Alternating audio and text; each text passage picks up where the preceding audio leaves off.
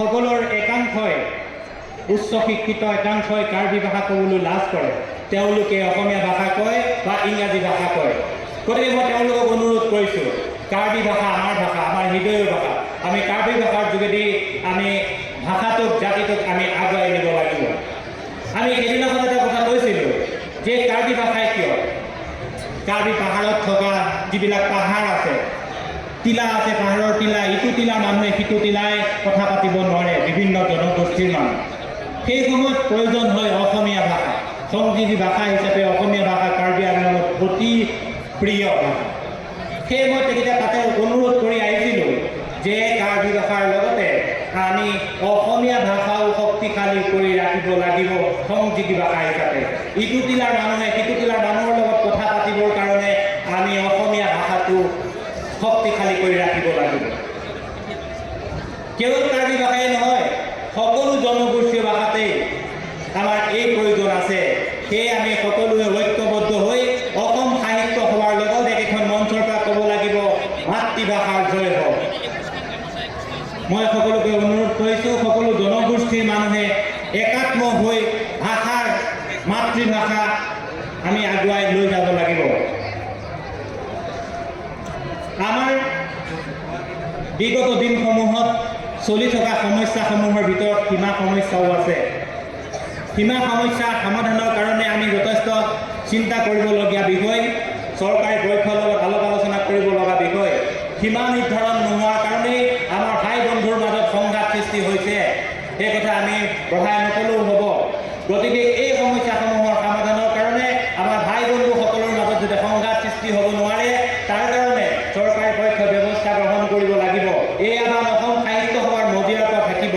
আমি আশা কৰিম এই সহযোগিতাই আমাৰ ভাই বন্ধুসকলক এখন ছাতিৰ তলত ৰাখিবৰ কাৰণে, অসম নামৰ ভূমিখণ্ডত আমি অসমীয়া হৈ থাকিবৰ কাৰণে সকলো ঐক্যবদ্ধ হ'ব লাগিব, আমাৰ লগত সহযোগিতা কৰিব লাগিব। আমি এইখিনিতে এটা কথা কওঁ যে অসম সাহিত্য সভা আমি দায়িত্ব গ্ৰহণৰ পূৰ্বে আমি যথেষ্ট গৌৰৱ অনুভৱ কৰিছিলোঁ। আমাৰ নৱনিৰ্বাচিত সভাপতি ডক্টৰ বসন্ত কুমাৰ গোস্বামী ছাৰ, বিশেষভাৱে তেখেত সাৰ্বজনীন পৰিচয় আছে। বহুকেইখন অভিধান প্ৰণয়ন কৰি তেখেতে অসমীয়া ভাষাটোৰ ক্ষেত্ৰত অভিভাৱকত্ব দাবী কৰিব পৰা হৈছে।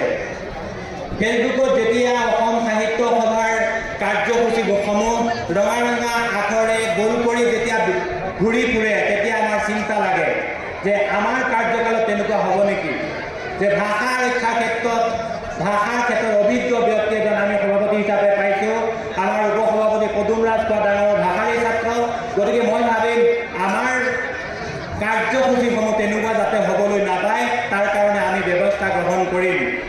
মই আপোনালোকক এই সুযোগতে জনাই থওঁ, যিহেতু এখন দ্বিতীয় মুকলি অধিৱেশন, এই অধিৱেশনত আপোনালোকক কিছু কথা কোৱা দৰকাৰ অসম সাহিত্য সভাৰ ক্ষেত্ৰত।